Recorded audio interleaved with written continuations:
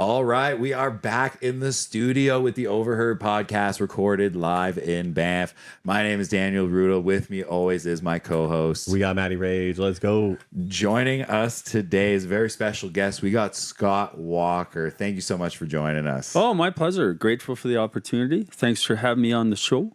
Very, very welcome. If you are a first-time listener, we find when we look at the analytics, me and Matt, we look at them every week. About 70% of people that just drop in for a listen don't subscribe. We're going live now for the first time on YouTube. So if you're joining us for the first time, please don't forget to hit the like and subscribe button. Hit the little bell so you get the little notifications every time we're doing something. Right, Matt? Let's go, dude. We're moving platforms. Yeah, no more Twitch. I don't think Twitch is just... It wasn't... It was good to start. Oh, yeah, it was great. I still DJ on Twitch all the time, but... I feel like we may get more interactions on the ease of access with everyone having a YouTube account. You know what I mean? I feel like, it's just like maybe one less step in our post-show routine too, and our right? post-production as well too. Yeah, way easier. So yeah, a little bit easier. Anyways, enough about that. Thank you for joining us. If you are, let's move on to Scott. I got a little bio for Scott here. He's made the Bow Valley home since 2010. Prior to that, has lived in Calgary, Japan, Vancouver, Whistler, after growing up in Selkirk, Manitoba. That is near Winnipeg. Scott has had a variety of careers and jobs in his life, including public school teacher, downhill ski instructor and coach, nursing assistant in a psychiatric hospital, and various roles in the financial industry. Currently, he's a server and server trainer at both Balkan and Park Distillery here in Banff. He's also an entrepreneur. Scott has lived with bipolar disorder since 2000 and has been a mental health advocate in the Bow Valley since 2015. He shares about his bipolar journey publicly in a variety of ways, including on the social media and in media interviews, as we're doing today. Scott is currently writing his first book focused on a specific area of mental health that we'll dive into later. During his free time, he enjoys spiritual and personal growth, hiking, mountain biking, and reading. Thank you so much for joining us today, Scott. Oh, my pleasure. Very happy to be here. It's very cozy, very comfy. Right? Yes, we try to keep it light. I was saying that it's been a couple of weeks. We've been doing different styles of videos, different styles of projects, going on the road, doing things. But it's nice to be back in the studio. And it always sounds the crispest in here for sure. Oh yeah, we don't have to compete with tourists and wildlife and weather last week, I guess. I mean, last week I kind of got the nerves because when we started recording the interview, about 5 minutes in, we did an interview on the shoreline with Gazzy. Right. There's about like 20 people on the shoreline watching us interview. They were just like, what is going on down here? Like we had the gimbal and the tripod set up and mics out, and it was great. Were you like signing autographs afterwards? No. Yeah, it was kind of interesting. I definitely felt the nerves a little bit of a live audience. Live audience experience. So before we get too far into things, let's check in with our longest standing sponsor. We got to give a big shout out to Shaft. Thank you for the continued support. Let's check in with them real quick. This episode is brought to you by the Non-Alc Shaft. If you're looking for a clean energy drink that's gluten-free, vegan, naturally caffeinated with real coffee, perfect for the quick pick-me-up in the middle of the afternoon, or heck, in the morning when you're on the way to the hill, be sure to check out the beautiful black non-alc can sold as singles or as 4-packs down at Townhouse Liquor. I know my fridge is stocked up. All right, baby. We're back. Let's go. How's the week been, gentlemen? What you guys been up to? Well, I had my little DJ gig up at the Banff Center there, which was a pretty good time. So went well. I played some good tunes. We had some people. It was a great time, man. There was people shaking it on the dance floor. I was checking it out, taking some pics and some vids from Matty Rage. I hadn't been out to a club in a long time, so it was pretty fun. What have you been up to, Scott? It's been a really good week. I know I was telling you before we started that I did a good hike with a friend last week, Bhupal, born and raised in Nepal, and we used to do group hikes. But yeah, it was just him and I was pretty sore the next day, but it was great getting out there. And and actually today I had a session with a business coach, so that was really empowering and exciting moving forward. So Yeah, and it's nice seeing that bright thing in the sky again as well. Oh my god! Oh god, yeah. Right? We missed out on some sun here for most of the summer. It's like one of the nicest days we've had in a while. The valley is lush. I'll tell you that. The golf course is immaculate. I bet, with all the rain this year. Oh man, I was down there this morning, and I don't know if you were up early in Banff this morning. The clouds were settled super low. Oh, right. I woke up and I'm almost like, was it smoke or was it just clouds? And then I got into a car and got driven down to the Banff Springs. And as you kind of turn down lower, I guess maybe around Tunnel, on the backside of Tunnel, the clouds opened up and you can see the clouds just sitting low, and it was beautiful. Nice. Amazing stuff. So Scott, let's dive into things a little bit. You made your way around a little bit before finally settling in Banff. Why'd you choose Banff? Great question. Long time ago, when I was living in Japan, I was thinking, okay, when I move back to Canada, where do I want to live? Mm-hmm. And out of where I had been in Canada, Banff was my favorite place. I'd lived in Whistler. I loved Whistler. But for me, Banff was just really special because it was so much smaller footprint, being right in the national park. So when I moved back from Japan to Canada, I did actually choose to go to Calgary. Okay.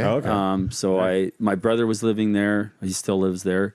And I knew a few other people there. And I thought, okay, there's a better chance of getting a real job, a career. Yeah. Right. Because up to that point in my life, I'd been a teacher in Manitoba. That was too stressful, so I quit. Then I'd been a ski teacher in Whistler. Mm-hmm. And I really enjoyed that. And then I was fortunate to get a job teaching English in Japan. Oh, that's sick. Wow. But bottom line is, as you can tell, I kind of bounced around from jobs and careers. And I thought, okay, when I come back to Canada, even though I really want to go to Banff, I should probably go to Calgary and get an actual career. But, I was always out in Banff, and I was teaching skiing part-time here when I lived in Calgary. And then essentially 2006, my mom passed away, and I took it really hard. And then I was starting to do some personal development, talking with some therapists, some coaches. Right. And essentially, I was working with two very high-level coaches in Calgary. And they both said, like, you're always in the mountains. You're always talking about the mountains. Why are you still living in Calgary? Yeah, fair. And I enjoy Calgary. I think it's a great city. But then I got thinking, why am I in a corporate job in Calgary? Why am I still in a city? I'm always going to the mountains. I'm always talking about the mountains. So 2010, I pulled the plug. I sold my condo in Calgary. Nice. Moved to Canmore.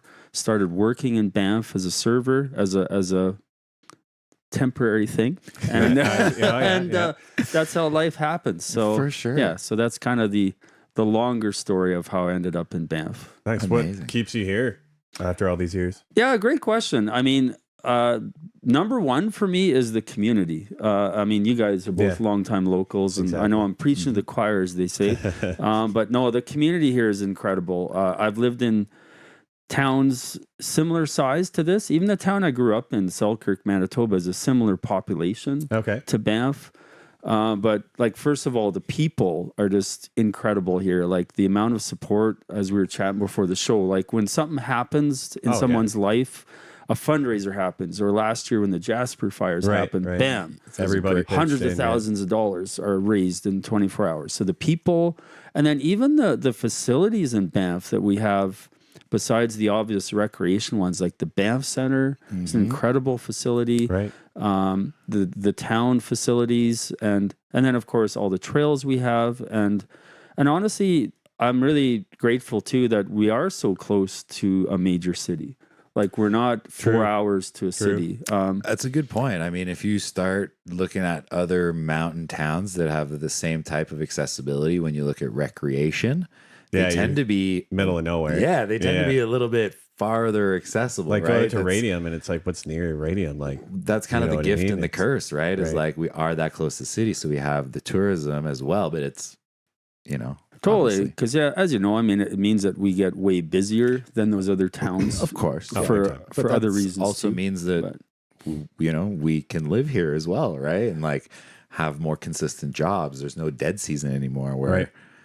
Like that used to be, you have to factor that into the year to not work for maybe a month or two, where now that's thing of the past, man. No longer the case. Oh yeah. No, it's so true. And another thing I just love about Banff is, I do have a car, but I pretty well walk everywhere. For sure. So I love having that quality of life where I'm not tied to a vehicle and I'm not taking half an hour on transit to get somewhere. Like it's funny because earlier this year I had to move in town because where I was living, my two roommates and it was getting converted to commercial property.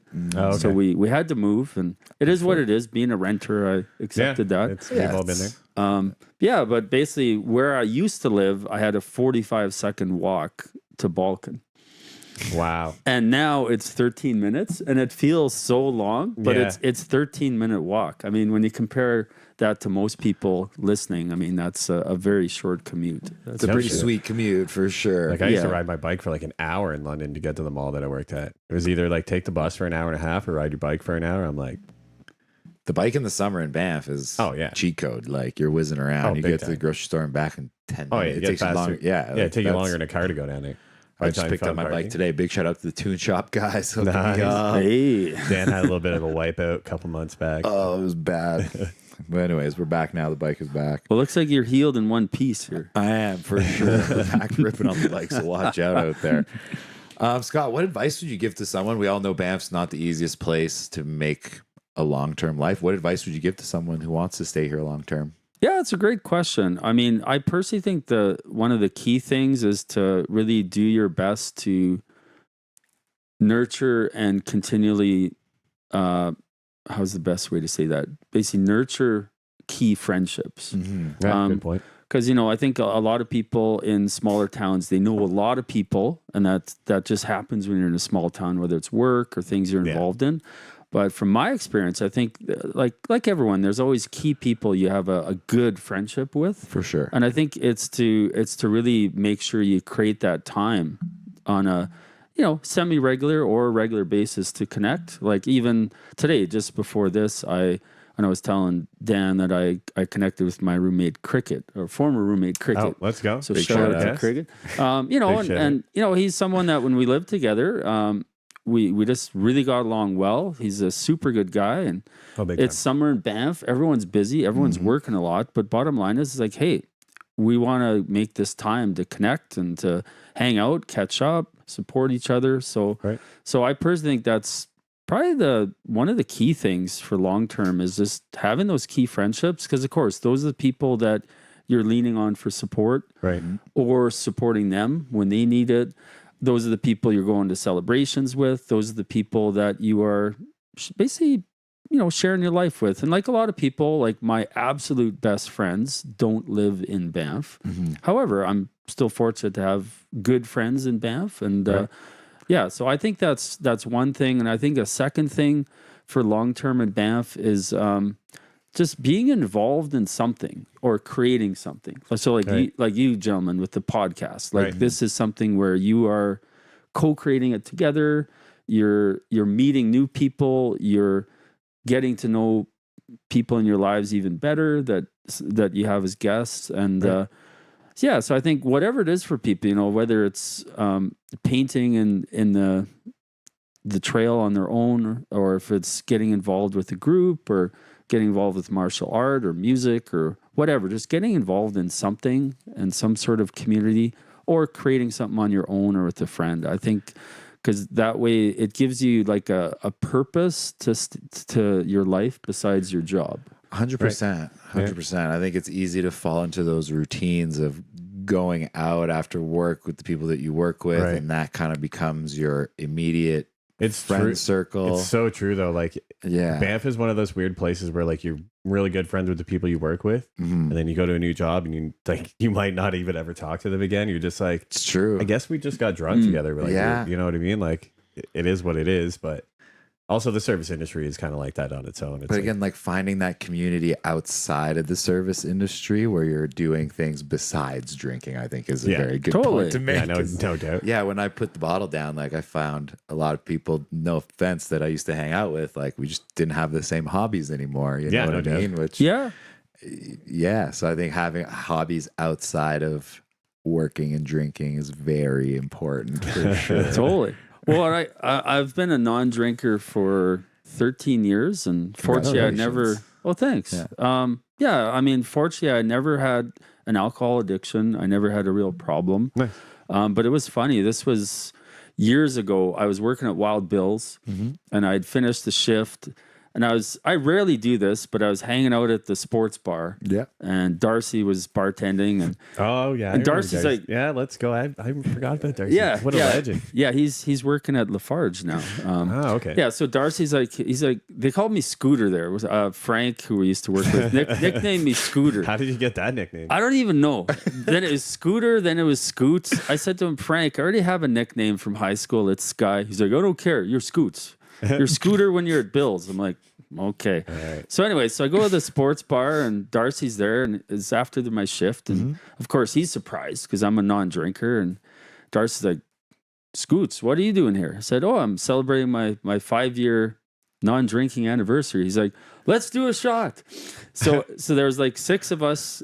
I had the apple juice or cranberry juice shot. Everyone else had a Jaeger shot. Yeah. It was just fun. It was just like, yeah, I guess that kind of came to mind when you talked about the whole drinking and service industry culture. For sure. It's easy to get sucked into. Oh, yeah, totally. I mean, it is what it is. It's not impossible though, but yeah, I think finding that community outside of that, you know, You gotta what I have mean? some balance, man. You gotta have some balance. Like you see some of the young guys come in and they're just like, you're getting Banffed hard, dude. Like you've been like absolute shit canned for the past like week at work. Like, well, I it's think just too, wild. there's like, depending on which company that you work for, like some of the bigger companies, there's a big push for you to kind of hang out with work people, right? Well, when I was like at the ski resort too, everybody was in staff con, right? Like you're stuck on a mountain. It's like, what are you going to do? You just go get wasted and then you go to work in the morning and it's like, you just do that over and over. It's like, you see people just going down. You're like, oh buddy, you're crashing out. Like, careful, dude. I'm telling you right now, like sleeping in for work. It's like your work is 30 feet away, man. But I'll tell you, like making friends as an adult in Banff Very is different. like, yeah, like it's much easier than if you go, like if you're living in a city. I don't know. Do you have an experience living in a city? Yeah, no, I totally agree. Like, I mean, I lived in Calgary for 10 years. I had a variety of actual like career type jobs. Yeah. And yeah, I knew a good amount of people. I had a good amount of acquaintances. Right. But yeah, like my social network in Banff is much, much larger. And it's not like I'm not like Saki. I can't like walk down the street and every second person's waving. But but bottom line is, yeah, like you said, it's easizer to meet people here because you see people more often. You see them at the post office. You see them at the everywhere. Yeah, and even just walking to work, going wherever, biking. So yeah, I mean I know some people get tired of that.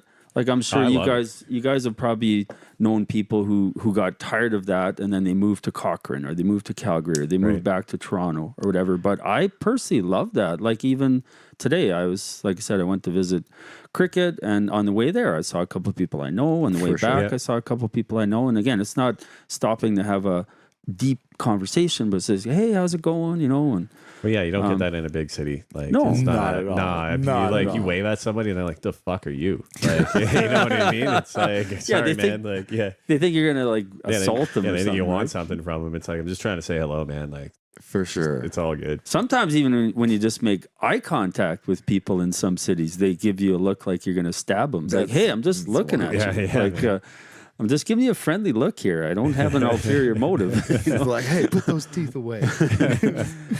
God. So can we talk a bit about your journey through mental health and bipolar disorder? How did you get diagnosed, or how did you kind of come around to know that something needed to be addressed?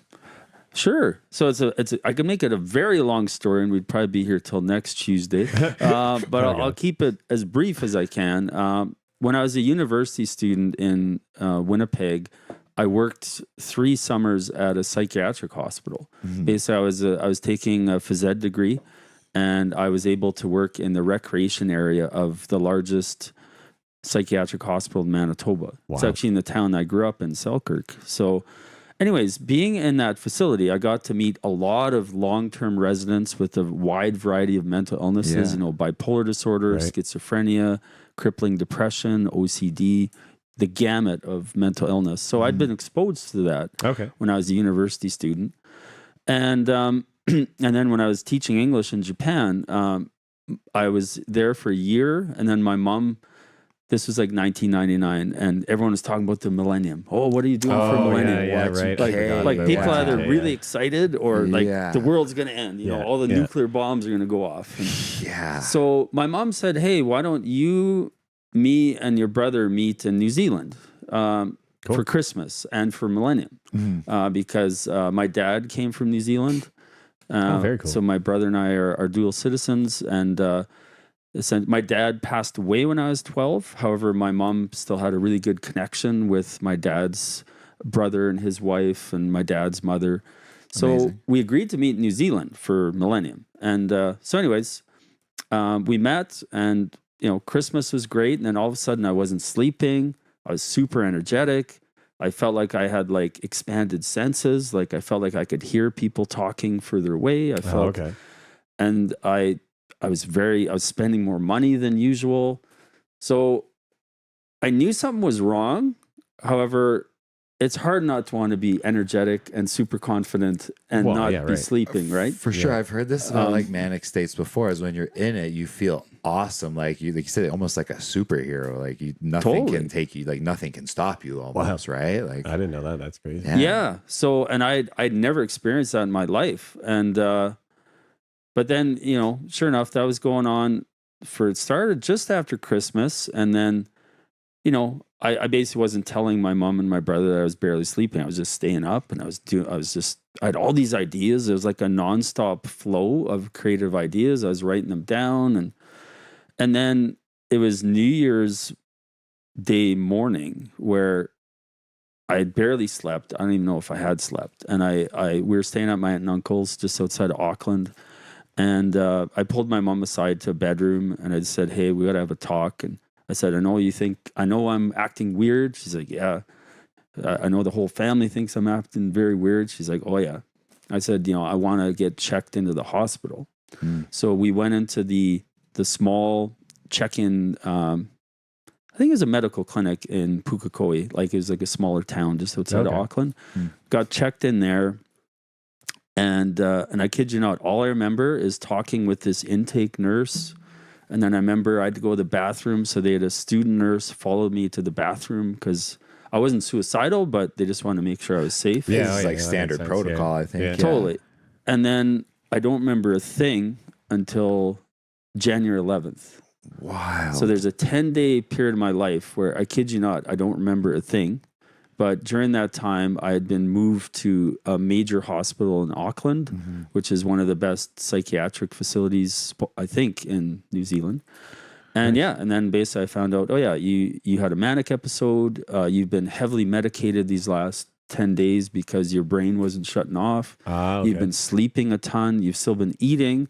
You've still been talking with people, but it's like this, I don't remember that 10-day period. So basically they said, you're diagnosed with bipolar disorder.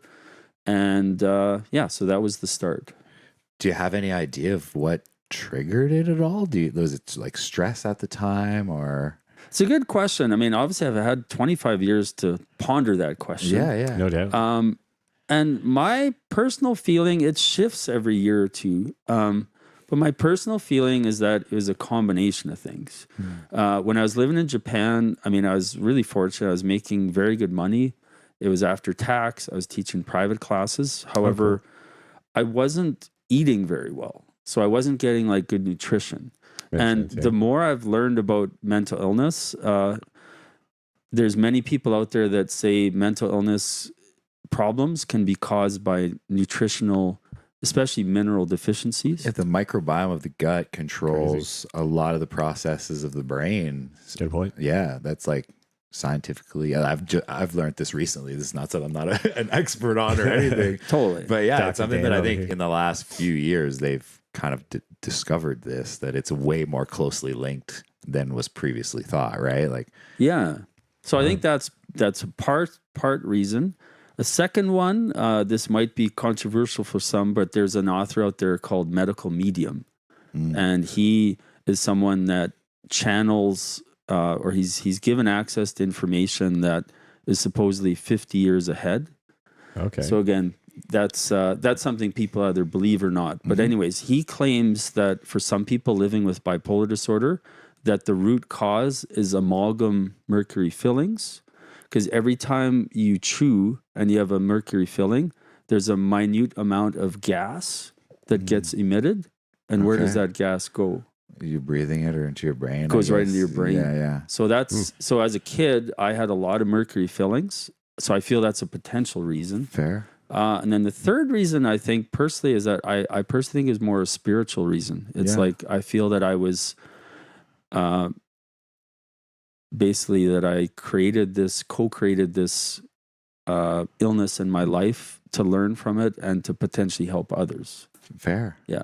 Do you think being exposed to like working in the mental health field before that, like? Yeah, I think that. Sorry, I kind of cut you off there, please, but no. I think that again. I think there's a very definitive reason, because I remember when I was a student in university, like I'd been lifeguarding.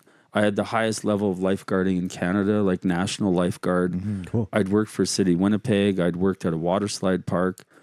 But I remember going into that first summer that I worked at the psych ward, I was having a really hard time getting a job. And I'm like, wait a minute, I've been a lifeguard forever. I've been a ski coach. I've been a swim instructor, blah, blah, blah. It's like, why am I having such a hard time getting a job? And then I got this job at the mental health facility. So yeah, I do feel it all kind of tied into like a life plan. It's like a perfect storm kind of thing, you know, multi-factors. Wow. Interesting. Thank you so much for sharing. Oh yeah, no with us, problem. honestly, let's. What do you think the most misunderstood thing about dealing with bipolar would be from your perspective? Yeah, that's a great question. I definitely thought about this before coming today. I think the number one, there's two things. I think the number one thing is a lot of people think when someone lives with bipolar disorder that they're always high or low. Oh, okay. They don't think that there's stability. And to people's defense, like I think there are people out there that know people who sadly are not managing their mental health very well. Mm-hmm. Right. So I think there are many people that know people that live with bipolar disorder that are either chronically depressed or chronically hypomanic. I think those are just the more standout cases. Like you're not gonna really know if someone has bipolar disorder if they're not either really low or really high, right? Like it's something. Totally. You know, it's like you're wearing it on your forehead. You know what I mean? Yeah. Those just tend to be the cases I think that people associate with that diagnosis because it's you can see it when it's happening, you know? It's so true. And I know like over the years as I've gotten more comfortable publicly and in person sharing with people that I live with bipolar disorder, like it doesn't happen all the time, but sometimes people say to me, hey, like you look normal. They're like, I wouldn't guess that you live with bipolar disorder. And I said, hey, like, I get that because I don't know if you ever watched that movie, One Flew Over the Cuckoo. Of course, yeah, it's classic. Yeah, right. I like, watched it in school. Totally. Like, yeah. And then there's other movies and there's other TV shows where someone who lives with bipolar disorder, they're portrayed as being way over the edge or super depressed. Right. And I get it. And don't get me wrong, I'm not bashing those movies or shows, but I just think for some people there are those preconceived notions and stereotypes. For sure. So I think that's the one misunderstanding. I think that's the biggest misunderstanding. And then the second, in my experience, biggest misunderstanding is that bipolar disorder is a chemical imbalance in the brain. Because from the research I've done, when medications were first coming out to treat bipolar disorder, it was called manic depression in the past. Right. Personally, I think that's a better name. I think that's a much more accurate name, and there's still countries that call it manic depression. Yeah. Like when I lived in Japan, it's like, no, Scott has manic depression. But anyways, when they're developing the drugs, the psychiatric drugs, medications for bipolar disorder, it's a very, very long story, but basically they stated it's a chemical imbalance. I think that was probably something like not a stereotype, but an angle portrayed by pharmaceutical industry, right? So it's like if they can sell you the idea that it's a chemical imbalance, they can probably sell you chemicals to fix it, right? Like, totally. Makes sense. And again, like I've been really fortunate to have amazing, like the last psychiatrist I saw, which was 40 years ago, was excellent. And I've had some amazing psychologists and other professionals, but the research I've done, and I did a deep dive years ago, is that the chemical imbalance notion was essentially a theory that was made up. Yeah, 100%. And there are psychiatrists still practicing today that were taught that still fully believe that. So I don't fault them for the learning. However, I do fault them for not being open to change, because there's a few well-respected psychiatrists that have disproven the chemical imbalance theory through papers, through studies, and unfortunately, some of the psychiatrists that still follow the chemical imbalance, they just label them as quacks and all of this. But it's like, well, no, they've actually shown all of the data and the science that no, there's no way to actually prove that there's a chemical imbalance.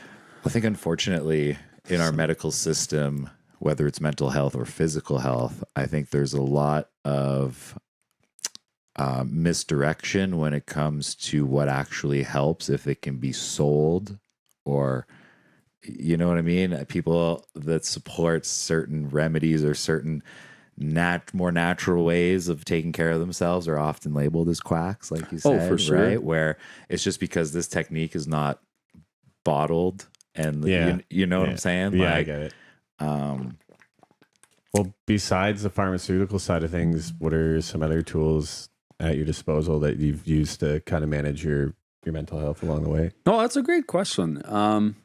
I'd say the biggest thing in my life personally is my spiritual connection. That's the main thing I use to manage my mental health. And a very close second is I'm very fortunate. I have a small group of very, very good friends. Right. The closest one lives in Calgary. And so those are people that I can lean on in a wide variety of ways. Like, you know, it's embarrassing to say, but during COVID, there's a point in time where I was very, very low on funds. Like I'd used my credit cards, and I actually had to borrow money off a couple friends. And, you know, it's embarrassing to say that publicly, because it's like I came from a financial background, and I used to be a financial advisor. There's no shame in that. We all do that was extenuating circumstances. But so, and then I'm like, oh my God, like I used to own a condo, like I said, and I used to be debt free. And it's like, oh wow, I'm in a position in my life where I have to borrow money off friends. So, but yeah, so anyways, so that strong support network is a very close second. And then there's a wide other variety of tools I use. I think just being active is huge, and you don't have to be doing Ironmans, but honestly, like for people out there listening that have never had depression, when I've been deeply depressed, it is hard just to get out of the house. For sure. So just being able to get out of bed, go even around the block. I mean, yeah, so being physically active is a big tool. And then honestly, I know we were chatting before the show about sugar, like diet is huge. And alcohol is huge as well. So I'm not saying anyone with a mental illness should never drink again, but I'll just say in my experience, I've met and know a number of people who have a diagnosed mental illness that use alcohol as a coping mechanism. 100%. And my heart goes out to them, because it means that they're in pain, or they have some sort of trauma or issue in their life that they just want to numb out. And I get it. We all have challenges in life. We all want to numb out, whether it's Netflix, alcohol, drugs, whatever. But the problem with alcohol is that it's so easily accessible and it's available everywhere. Like you remember during COVID, you couldn't go to the gym or the spa, but you could go get beer and smoke. Yeah. When we started this podcasting journey, I went back through my social media to like deep dive and get rid of anything that might be offensive or whatever. My posts during COVID were insane. Like it was just straight alcohol fueled, like trying to be funny. You were still drinking then? At the beginning, yeah. Oh, okay. It was crazy. Dan on a rager. Oh, man. What did you just take? Like, 5 year? 5 year, yeah. Nice. Yeah. That's huge. Thank you. Thank you. 5 years, especially in a town like this, right? No doubt. So, and your workplace as well. Yeah. Like, I mean, not stereotyping, but being in the service industry. And I don't knock it. Like people can consume alcohol safely as well. Like it's just, Most people in town don't. It's not for me, you know?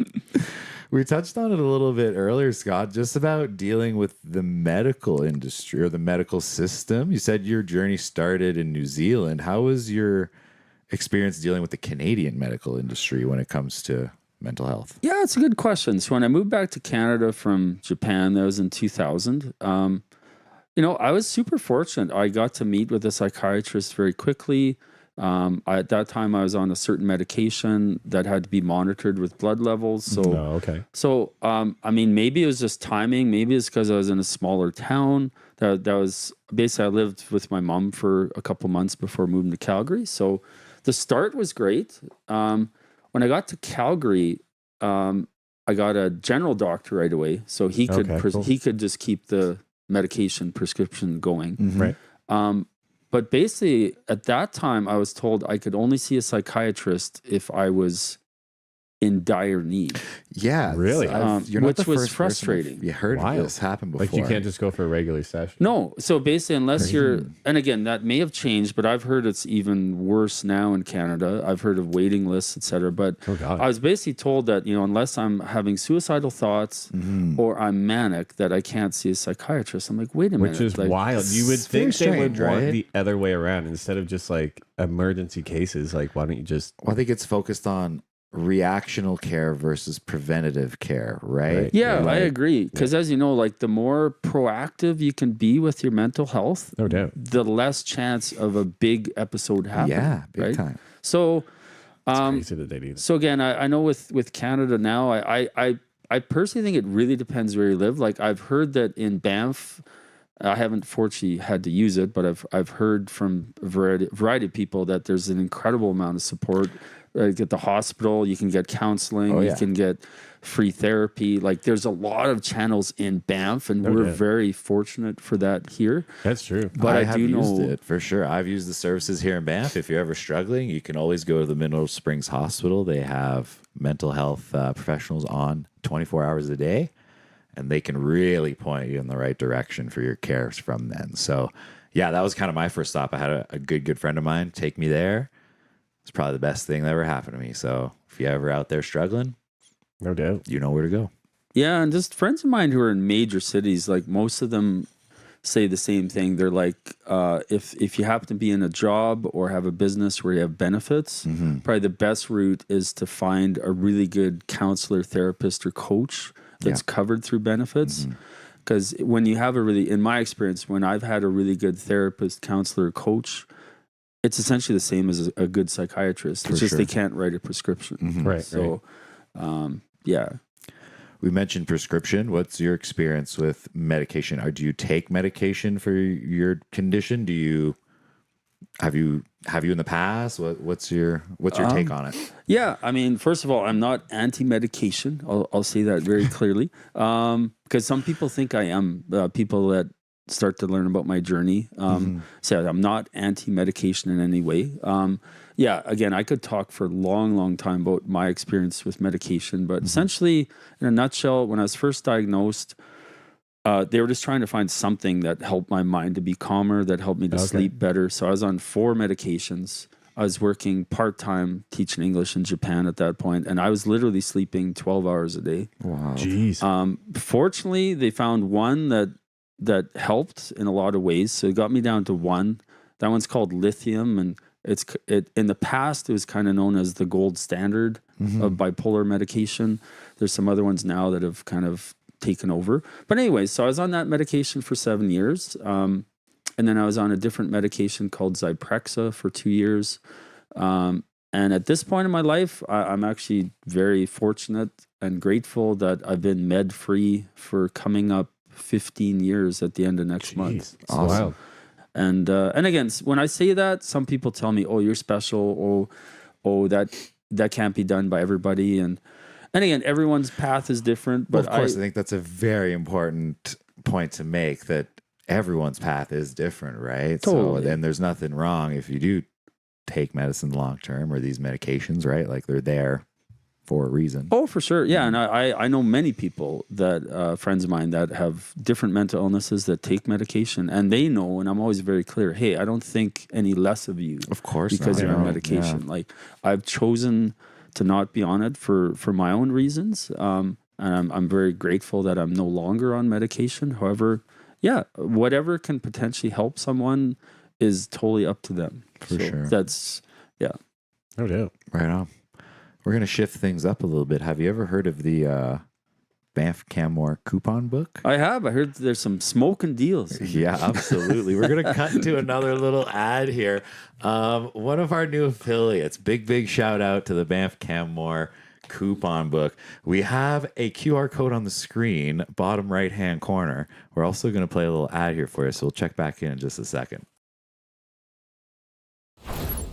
Do you want to explore the Bow Valley like a local? Do you like saving your hard-earned money at the same time? So do we. That's why we teamed up with the Banff Canmore digital coupon book. It's packed with deals on restaurants, activities, shopping, lodging, and much more. $30 initial investment will save you hundreds on deals all over town, so go grab yours today using our affiliate link available in our Instagram bio, or scan the QR code right on the screen to support your local podcast while exploring the place we all love and spending much less.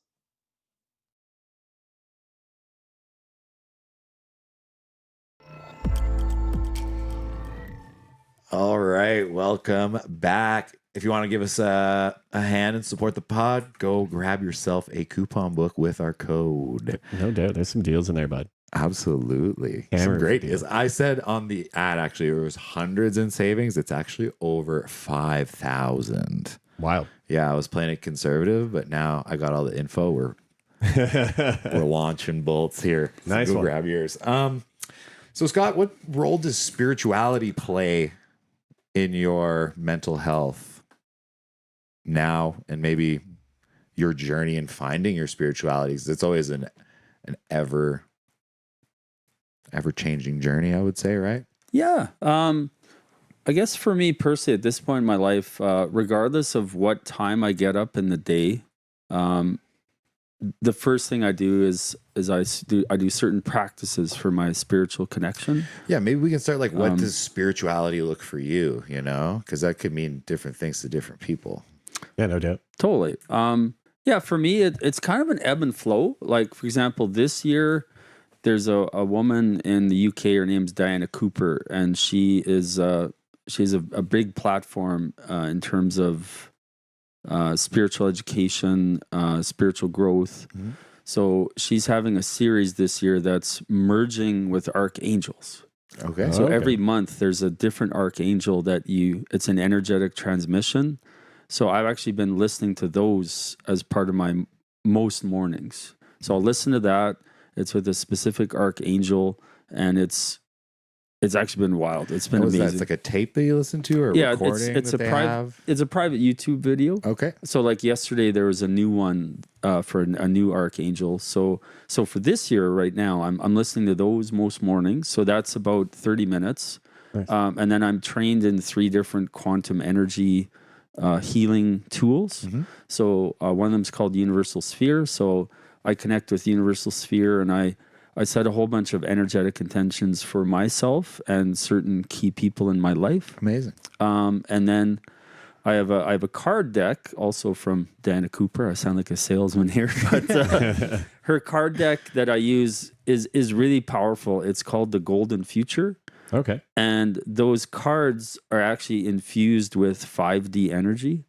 So even just looking at the card, your 5D energy has been being transmitted to me. Okay. So anyways, I have certain cards of those that I read and feel every day. And then just recently I started doing some channeled writing most mornings. Mm-hmm. So basically when I start the day with those practices, as you can tell, like if you're adding up time, like it is about an hour. Mm-hmm. So, and I realize for a lot of people, they're like, there's no way I could do that. And I get it. But I just find that when I have those practices and I have this morning activation, some would say routine, it means that I'm starting my day in a spiritually grounded yet energized way. And it also means that my day is starting the same. Because I just know before I had a strong spiritual practice, if I'd be on my phone and I'd see something that pissed me off, bam, I'm having a shitty day. For sure. Right. And it'd be very hard to turn that around into a good day. Yeah. Whereas like now, like even say, for example, when I did that hike last week with my friend Paul, like we didn't get up crack of dawn, but I got up a bit earlier. So I didn't do all these practices that I just mentioned. Right. But still, bottom line is I still started the day in a very grounded yet energized way. Well, I think there's a big thing to say about especially like meditation. And you said like almost positive affirmations. Like like energetic intentions. Yeah, energetic intentions and like thinking about yourself in a positive light and thinking about your goals and what you want. Like there's science now that proves that you actually can manifest things in your life. And by keeping a more positive attitude and thinking about yourself in a positive light, people always go, oh, I'm so dumb, I'm so this, I'm so that. It's like just stopping that internal monologue into yourself will change your life immensely. It's so true because I know like when I was living in Calgary, I was reading a lot of self-help books. So I was the guy that was always saying positive things. Okay. However, in my mind, I had like recurring negative thoughts. And the only way that changed for me was I did a deep dive into a couple of mindset resources, like books and CDs and a few courses. And it was only after that negative pattern stopped. So of course, easier said than done, right? Oh yeah, and again, it's not like flicking the switch. No. Like by that point in my life, I had over 30 years of life experience. So you know, it definitely was some work. But yeah, so for me, like at this point in time with spirituality, as you can tell, it's a big part of my life, and you know, and just so happens, not surprisingly, like the best friends I mentioned that are part of my strong support network, they all have a very strong morning routine, morning activation, and we all have the same belief that the more centered and grounded we are to begin our day, the better day we'll have for ourselves, and also the more we'll be able to support and help people we come across that day. For sure, you're presenting your best self to people around you. I think, there's something very powerful in that, for sure. Yeah, I know you mentioned earlier about you know, seeing something on your phone and getting pissed off and just like ruining your whole day. What role do you think like technology and social media are having on our mental health as a whole? No, that's a great question. I definitely see both sides. So I personally think social media and technology can be amazing and empowering, incredible, when there's limits. Right. And I clearly say when there's limits because the people that I know that sadly are addicted to social media and technology, they have no limits, or they've got notifications for every app and their phone is just like bing, bing, bing, bing. Right. But don't get me wrong, like I think like for example, one of my best friends, they post on Instagram, but it's very targeted. And it's just once in a while, and it's always a very vulnerable, honest video about their life. Okay. And I just know for me, like I'm part of a few Facebook bipolar groups. I don't spend a lot of time in there. But, you know, even in those groups, I see a lot of amazing knowledge, vulnerability, sharing, connections happening. But there again, I'll see some people that they're in, if you look at the timestamps, they're on there like 20 hours a day. It's like, okay, when are you sleeping? Right? Yeah. So, and as you guys know, like nowadays with technology and social media, you can almost learn anything for free. For sure. True. So I think that is incredible. Like whatever you want to learn, whatever you're curious about, we all got these magical phones. It's like, bam, you're learning about it. So overall, I think technology is amazing. However, I do think it's key to have limits. Like I know I tell a few people this, that like personally, my phone is in airplane mode 95% of the time. And sometimes when I make a new friend, they get thrown off by that because they're like, oh, I texted you and 4 hours ago and I haven't heard from you. I'm like, yeah, my phone was off. Like, what? I'm like, yeah, like if it's critical, my phone is on. But if it's a normal day, my phone's in airplane mode unless I turn it off and then check stuff. Right. So that's how I manage it, because I've I was a year and a half ago. I realized I was spending too much time on social media. So I did a 1 month detox that turned into 2, that turned into 6. Nice. And what I realized is that, I'd done this before on a 1 week level, but it's like, no, I need to have stricter limits. So that's why I instituted the airplane mode more and more. Well, I think you'd be the exception to the rule. And there's something almost ingrained in our culture about being accessible 24/7. Right. Like, oh, for sure. It never used to be that way. Like, no, you wanted right? to fucking go home and hide, you just don't answer the phone. And then social media too. You have almost like there's part of it that is like it's necessary for certain types of business or whatever, of course. But there's also like, how much do you want to expose yourself to people on the internet or expose what you're doing, right? Like, of course, we all do it. We like to kind of show off, hey, I'm doing this, I'm doing that, I'm at the lake, I'm camping. Like, of course, it's fun to do. But that's, I think, part of the addictiveness to it, right? Is getting that dopamine hit. Like, there's like a book about it. I think it's like Dopamine Junkies and how with the phone specifically, it's like it knows how to get you, you know? Like I find myself, if I'm scrolling late at night, like I get conspiracy theory stuff because it knows I'm interested in it and it knows it's going to keep me up for another 2 or 3 vids, you know? I know Dan's going to keep diving. Yeah.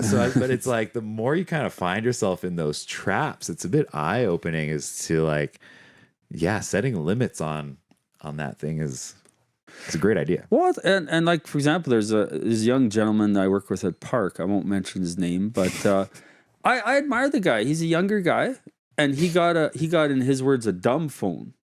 So I don't know. No access to internet, that type of stuff. Oh, I think he still has access to internet, but bottom line is it's nowhere like a regular smartphone. Okay. Because he had the mindset and the foresight to realize that, hey, I'm spending way too much time on my phone, number 1, social media, number 2.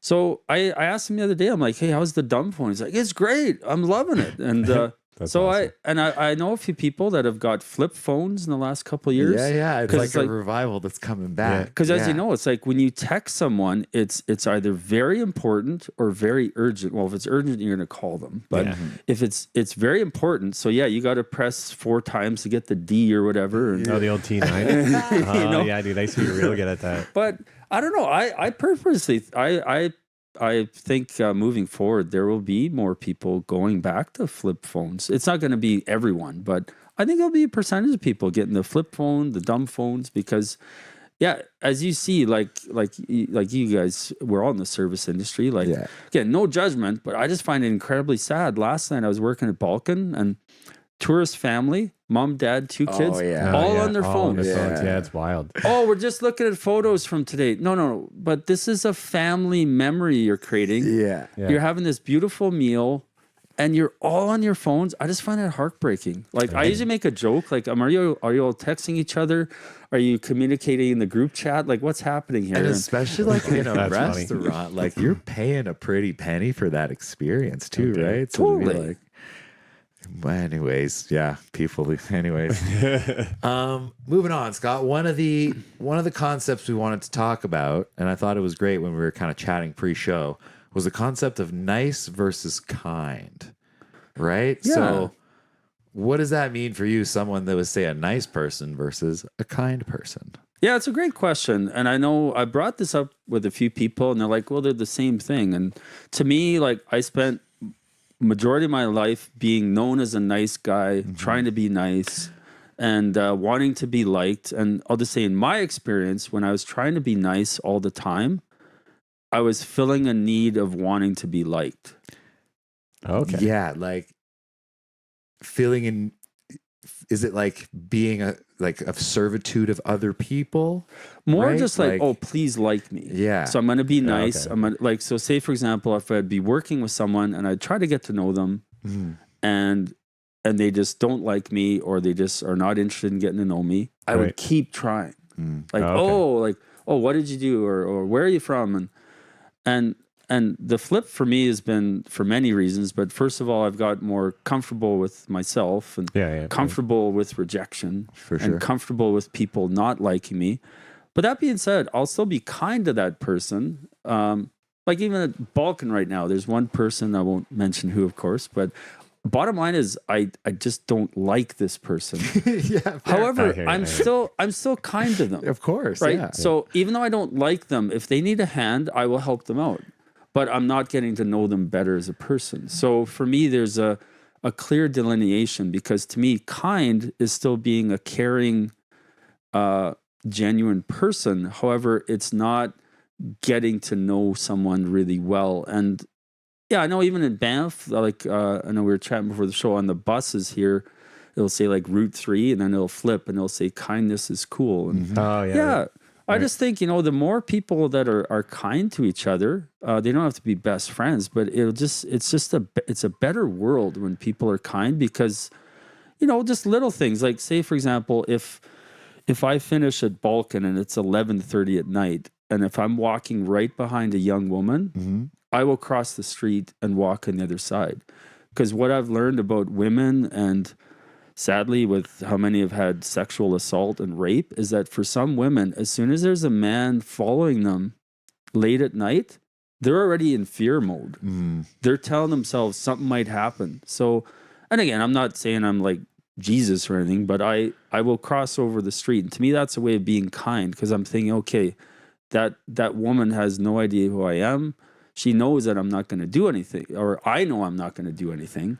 But to me, like that's a way of being kind, or yeah, that's kind of a different one. Yeah, I think like trying to be nice to please other people is a little bit more wearing on you than just being kind because that's your personality, right? Like, totally. I don't know, like being nice to someone. Faking nice, like when yeah, you, exactly. Like when you have to fake nice to someone that's just a dickhead and you know it, you're just like, all right, I'll take the high road. Like that's way more taxing than just actually true. Yeah. Just Yeah. Or like you said, like if you don't vibe with that person, instead of like, beating a dead horse and like trying to nice that person into liking you, well, just hey, like not everyone's gonna get along with you, right? Like it's just kind of the way it is. It's so true. And I know I was sharing with Dan in messaging before the show that this last Sunday, 2 days ago, is the anniversary of my mom's passing. And I remember at her memorial service,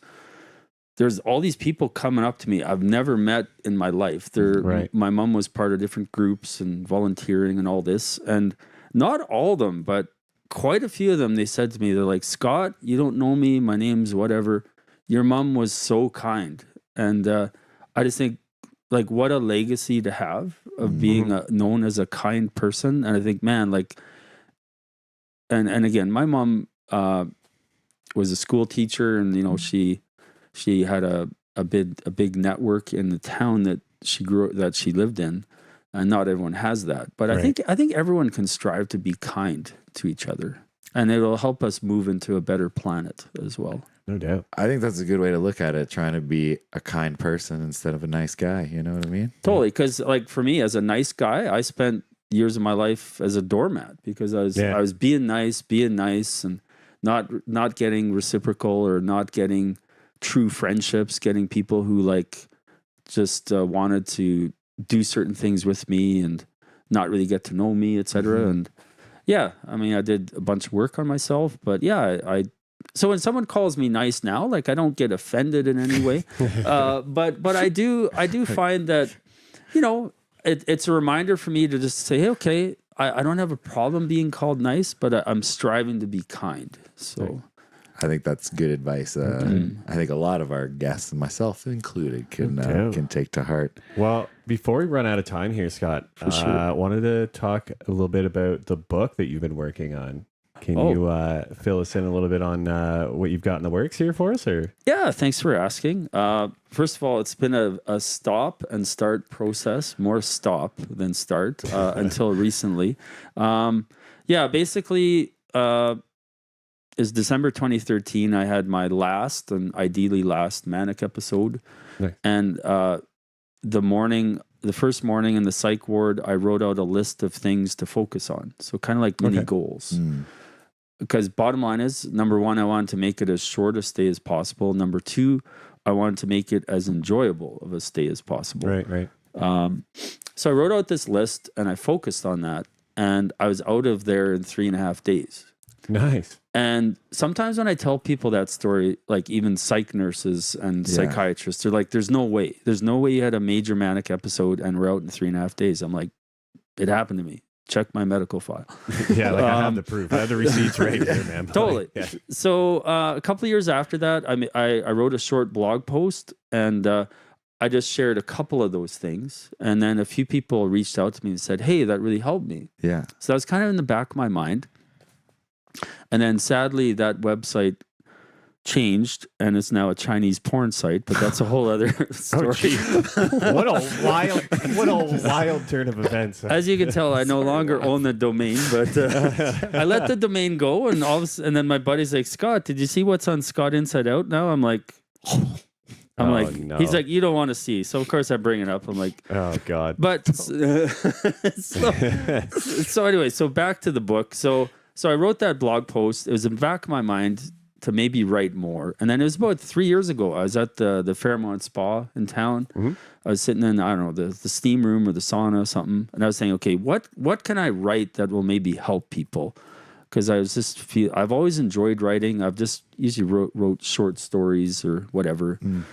But I'm like, what can I write that can maybe help someone? I'm like, oh, I did that blog post years ago that helped a few people. So that's where it started. So basically, the book is it's a guide, and it's steps for people to do when they're in the psych ward, to have a healing psych ward stay. Okay. And it's a guide for patients, family, and friends. So I'm purposely designing it so that it's very easy for the patient to read. Like it's actually like short sentences with a space. Okay, cool. Because when someone's in that state, it's actually very hard to read like a paragraph. For sure. Oh yeah. So I'm purposely taking my time to make it as concise, lots of bolds, lots of spacing, and then of course for family and friends, I'm designing it so that if they're comfortable and they want to, there's specific questions they can ask their loved one about those steps. Like it might sound simple, but one of the questions, for example, is like, okay, did you eat breakfast today? For sure. And it might sound weird, but there's a lot of people in the psych ward that they're not eating. They're just might be often overlooked by someone who's not going through it, right? So so essentially with that book, it's my own experience. It's the steps in the psych ward, and ideally, I'm nervous saying this, but ideally, my target publishing date is World Mental Health Day, which is October 10th. Amazing. So I got I'm putting out the vibes. Ambitious project. That it'll happen. Nice. And it's not going to be a long book. But like I say, it's designing. I'm designing it to be concise and useful. Right. Almost like a crash course on how to pick up the pieces. Yeah, I would say that. Like that's kind of how I picture it when you describe it. Yeah.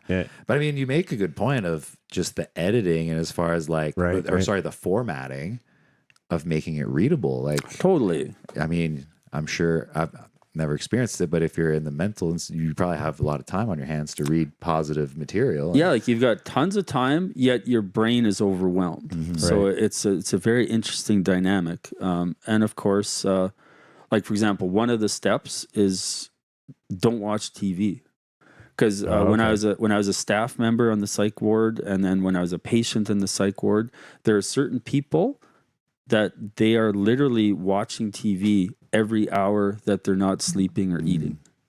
Okay. And you're not getting anything done if you're just wasting your time on TV. No, exactly. Like, and again, I have nothing against someone watching TV for a short period of time as a break, but yeah, like I know as a staff member, we would see certain people in the acute ward.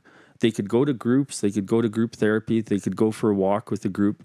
No, they're watching TV, and then sure enough, they become long term. They're no longer acute because it's like they're not improving. They're not working on themselves. They're just also there's right? We mentioned spirituality earlier, and television specifically.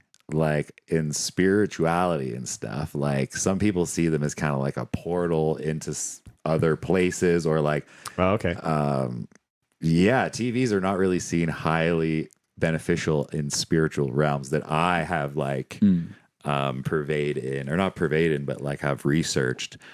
Just as far as like programming negative images into your head. Like if you're say watching the news 24/7, like it's kind of hard to keep. It's kind of depressing. Yeah, it's kind of hard to keep a positive view of the world if you're totally consuming those images constantly. Not a lot of like positive news on there. It's all like double homicides, car accidents, police chases. Like one could say this is just a little portable television, right? Like. Yeah, well, it's so true. And you know, when I was in the financial industry, I had to be on top of the news as part of my job, to be informed, to be seen as an expert, to be seen as knowledgeable. And sure enough, the more news that I consumed, the more cynical I was, the more negative I was, the more pessimistic I was about not only where I lived, but the world. Yeah, I'm at the point now where I barely take in news, and anything major that happens, I always hear about it. So. Of course. Somebody's going to tell you. 100%. I think scheduling that time to sit down and get bombarded with negative information is probably not a good part of your routine. Yeah, totally. Okay. Anyways, that's all the time we have for today. Scott, thank you so much for coming in and joining. Actually... Oh, yeah, no, you're welcome. I had one more question that I wanted to ask you before we go. Oh, for sure. Because I don't want to leave it on a bad note. I want to leave things on a positive note. What are you most hopeful about when it comes to the future of mental health? Oh, yeah, that's right. I did think about that. I'm the most hopeful that people will be able to get help sooner than in the past. So like access is becoming better in that sense? Access is ideal. And again, I know it depends on the city and the town, but as you already said, in Banff, I think we're doing very well here. And also, I think a second piece is that with technology and social media now, there are so many more positive, empowering stories of people that have come through the shit and come out the other side. For sure. Like when I was first diagnosed, there was a couple of stories, but that was it. Now there's hundreds and thousands of people out there who are advocates, who have written stories, who have done movies, plays, you name it. So as we move forward, that will be happening more and more and more and more and more. So that's something I'm excited about too. And I think there's real power to that, and to knowing that someone's gone through that journey and come out the other side like yourself, and, you know, writing your book is huge. So we want to thank you so much, Scott, for coming in and sharing your thoughts and your perspective with us. Because, like I said, one of the things I'm hopeful for looking into the future, I think, is that the stigma, I think, is slowly breaking down, right? Like, fair enough. Like we talked about in the beginning of the episode, like the whole bipolar thing and how they're portrayed in One Flew Over the Cuckoo's Nest. I think that's like that type of messaging in media, and especially Hollywood, is like way gone now. Like people aren't really portrayed like that anymore, which is awesome. So once again, if it's your first time tuning in, hit the like and subscribe. Yeah, no doubt. Takes like 2 seconds. Just smash a button. It's like literally, where are we? Down here? Yeah, because we know people that tune in and don't subscribe, and it's weird. So don't be weird. Don't be weird. Don't be weird. Thank you to our sponsors. Thank you to everyone for tuning in. Drink Shaft. You can get those deliciously on the Rose and Crown patio, which would be an awesome day to be up there. I'm sure it's smoking. Go get yourself a Glizzy Tower. Have yourself a good time. If you're looking for more discounts around the town of Banff, make sure you go check out our Instagram bio. Grab yourself a coupon book. Save some Skrilla. Support your favorite pod. No doubt. Just like every week. See you next Tuesday.